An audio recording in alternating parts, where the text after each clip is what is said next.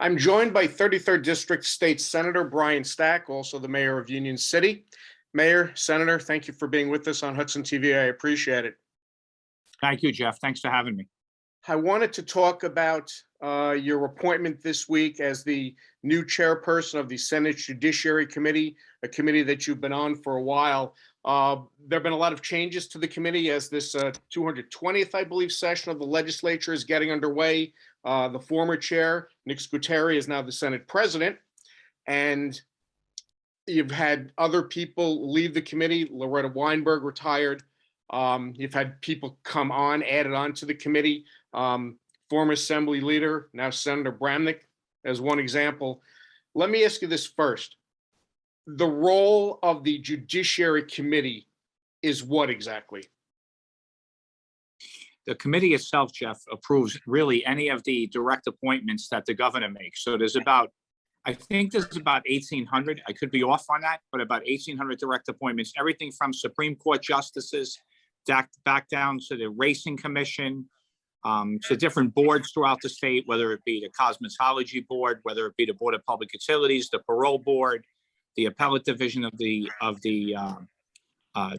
different areas of the court, all different appointments, whether it be a commissioner, the governor's cabinet is also the committee is responsible for. So it's got a lot of responsibility.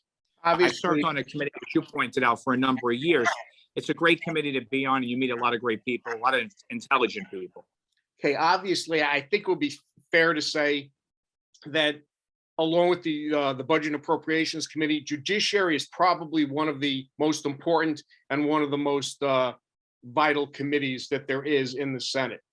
As the chair of the committee now, as opposed to just being a member, do you feel that you will be able to have some more influence over your committee members? And I should mention, Democrats, there are 8 members versus 4 right now on the Republican side that make up the committee.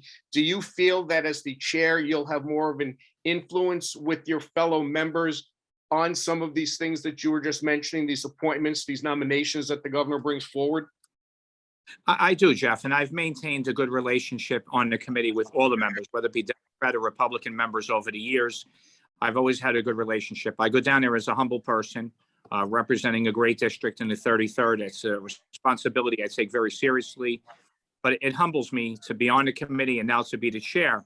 It is a great, it's a great tribute not only to serving on the committee, but it's a great tribute to Hudson County, having somebody who's the chair of the committee. I think it's been a number of years before anybody out of Hudson chaired the committee. So it's a great honor. I look forward to working closely with the Senate President, Judiciary, and the other members on that committee. And I just want the committee members to know I'm open to ideas, suggestions. I go in as the chairman, looking to learn as much as I possibly can. It's different from being the chairman to just being a member. So I look to learning as much as I possibly can. And I'm going to seek a lot of assistance from the Democratic Majority Office, the Republican Minority Office, and most importantly, the Office of Legislative Services that does a great job. Let me ask you this. One of the things specifically over the last few years in the public's mind is transparency, police reform and transparency. I want to ask you how that ties in your mind, if at all, with the role that the Judiciary Committee plays. As a journalist, sometimes we find that it's hard to obtain records from police departments. And a lot of times we hear the reasoning coming from departments is that, well, that's the way the State Attorney General's office wants it to be. As a member of the committee, as the chair, do you find that there is anything that the committee or you specifically as the chair can do in order to maintain or to enhance transparency with regard to police issues and for our role as journalists in getting records that we might want or might need for something? Sure. I think we could do that through legislation, not so much the committee.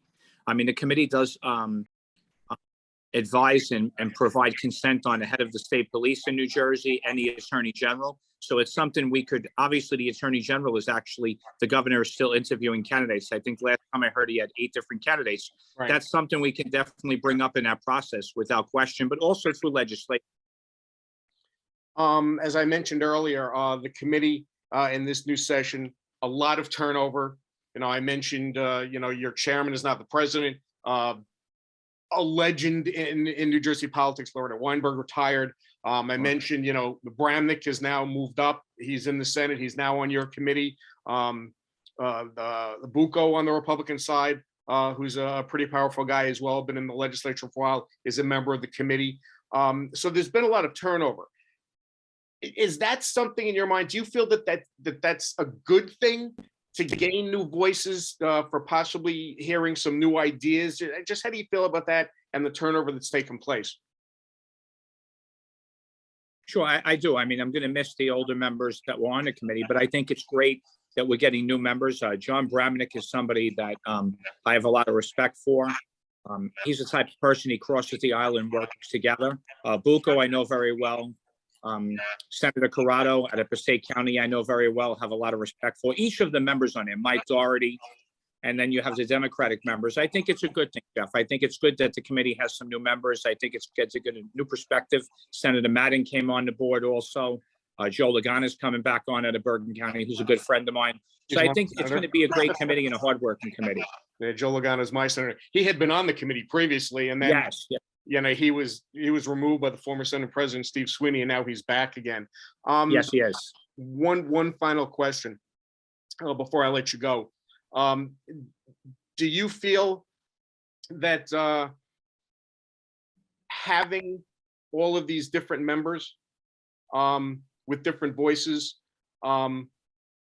will be tackling, as you had mentioned previously, as their first thing, whoever the governor chooses to be the full-time attorney general? Do you think that's what the committee is going to be tackling first as a major issue?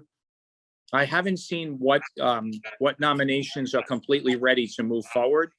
I think there'll be some other appointments that come up first, whether it be Superior Court judges, whether it be some direct appointments to different boards that are in the state.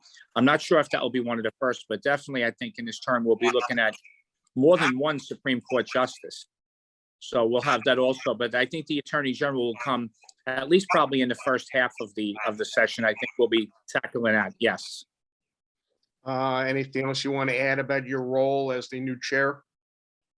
No, I would just like to thank the Senate President and thank the residents of the 33rd District that put me in the Senate, and I'll do my best in this new position to serve them well. I also serve on Community and Urban Affairs, which is another committee in the Senate, and I'll work at those committees as hard as I possibly can, as I've done over the years. And thank you for having me on, Jeff. Okay, Senator Stack, thank you very much for speaking with us on Hudson TV. Good luck in your new role. Beginning of a new year, a lot of work ahead for both parties. Absolutely. Thank you very much, Jeff. Look forward to it. Call me anytime. Okay, thank you, Senator. Have a good day. You too. Thank you.